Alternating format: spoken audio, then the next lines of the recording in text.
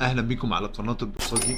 النهاردة انا عامل الفيديو علشان في ناس كتير قوي بتخش مجال التريدينج وممكن تعمل فعلا منه فلوس وبعد كده تلوز الاكونت او تخسر الاكونت اللي هي شغالة بيه، سواء كان البرايفت اكونت او بروكر اكونت او الفاندد اكونت. وده بيحصل علشان مشكلة كبيرة جدا، او كذا مشكلة، منها طبعا السايكولوجي بتاعت التريدر نفسه، ومنها طبعا الريسك مانجمنت. انت بتعمل ريسك مانجمنت ازاي؟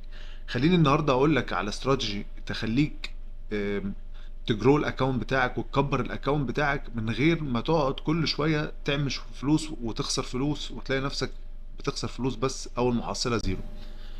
انا هاخد مثال زي كده، فاتح شارت مثلا اس ام بي النهارده علشان اوريك ان انت لما تيجي تابروتش الاستراتيجي بتاعتك، والاستراتيجي اللي انا هتكلم فيها النهارده دي تخليك دايما ما عندكش غير هما نقطتين خروج من التريد اول ما تخش. الكلام اللي انا بقوله ده يا جماعه مهم جدا، ومحدش بيقولك عليه، ومحدش بيقوله على السوشيال ميديا، ومحدش بيقعد يبروموت الكلام ده. بس الكلام ده مهم جدا، وهو ده الكلام اللي بيخليك تعمل فلوس بجد. تمام. فانا دلوقتي فاتح الشارت على الاس ام بي. الاس ام بي زي ما انتم شايفين كده، انا عندي هنا نقطه قويه جدا اللي هي الاوردر بلوك. ده الاوردر بلوك اللي انا عامل عليه كده، هكتب عليه الاوردر بلوك عشان الناس تفهم ان ده الاوردر بلوك بتاعي. تمام. ومش اوردر بلوك بس، لا، عندي اوردر بلوك وفير فاليو جاب. شايفين الفير فاليو جاب قد ايه؟ حلو. طيب ده طبعا يعني بوينت اوف انترست للبرايس ان هو ينزل يريبرايس في الحته دي، لان في اوردر بلوك اهو انا شايفه على ال 15 مينتس، وشايف كمان فير فاليو جاب، وشفت ان البرايس دروب.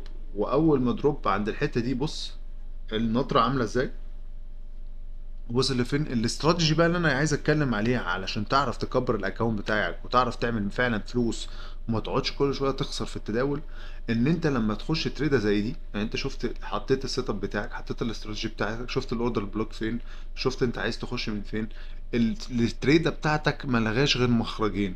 المخرج الاولاني ده هنا الستوب لوز، طبعا يبقى محسوب انت عايز تخسر كام في التريده دي.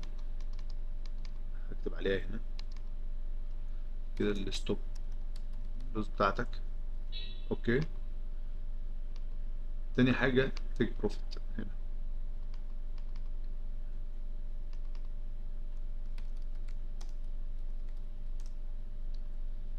اوكي. اوكي. انا ليه بقى حاطط لكم الخطين دول؟ لان انت لما تيجي بعد كده هتخش اي تريدر من التريدات دي، يعني خلينا نحطها كده بالظبط. فانت الانترنس بتاعك من هنا، ده الانترنس بتاعك من عند الفلفل اللي جاب الاوردر بلوك، مش هتفرق كتير، ده هنا الانترنس بتاعك. اوكي. الاستراتيجي اللي انت لازم تستخدمها ان انت اول ما تخش وتحط اوردرك من هنا، انت ما بتعملش اي حاجه تانية، انت حاطط التيك بروفيت هنا، حاطط الستوب لوز هنا. التريد ده ما تقفلش غير في الحالتين دول بس. الكلام ده مهم جدا يا جماعة. التريد ده، الصفقة، ما تقفلش غير في النقطتين دول بس، يا تقفل عند التيك بروفيت يا تقفل عند الستوب لوز. لكن تيجي في النص مثلا برايس يعمل ريبرايسنج ولا حاجه، تروح انت خايف قافل او تقفلها بريك ايفن، يعني ما ولا كسبت ولا ربحت ولا خسرت. ده بيخليك تخسر من الاكونت بتاعك، ولما بتخسر في الاكونت بتاعك كذا مره بيهز ثقتك في نفسك وبيخلي مشاعرك بعد كده هي اللي متحكمه فيك.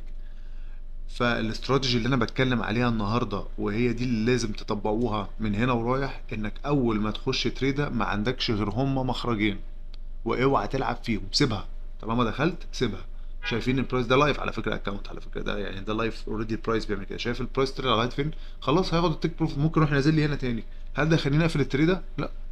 انا خلاص عندي ستوب لوز، عندي تيك بروفيت، سيبها. البرايس يا اما يطلع لي هنا يا اما ينزل يقفلني، انا ما عنديش حاجه تانيه.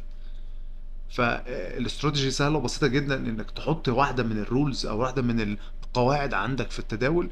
هما مخرجين، يا تيك بروفيت يا ستوب لوز، زي ما انتم شفتوا في المثال ده. اللي محتاج اي حاجه يكتب لي في التعليقات. بشكركم والى اللقاء.